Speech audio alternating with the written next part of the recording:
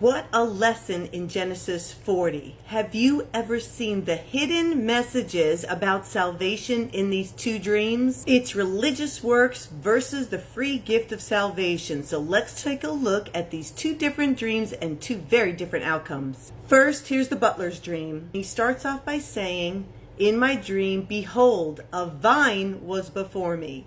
Well, who is the vine? Jesus. Remember, Jesus said, "I am the vine."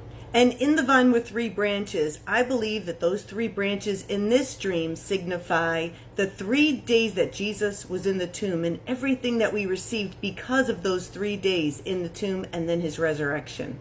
And her blossoms shot forth. I believe that is life and life more abundantly. And the clusters thereof brought forth ripe grapes. As we abide in him, we produce fruit. And Pharaoh's cup was in my hand. That's our giftings, our talents. And I took the grapes and pressed them into Pharaoh's cup. That's our talents, that we're using our talents and we're using them for the kingdom of God and withstanding persecution and suffering.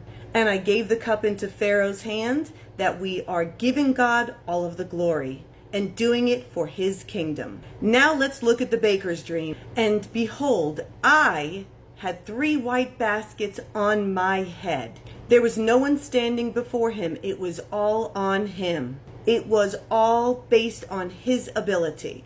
And the baskets were white. They were cleaned up. But the baskets are made with human hands. There was no benefit from the 3 days in the tomb because the weight of it all was all on him. And in the uppermost basket was all of manner of bake meats for Pharaoh. That word bake meats translates as acts and deeds. Here it is here, ma'asa. And the birds did eat them out of the basket upon my head. That's the birds are the prince of the air who comes to steal, kill, and destroy. And it's upon his head because it's based on his ability, so it's his fault. So here's the summary and the lesson.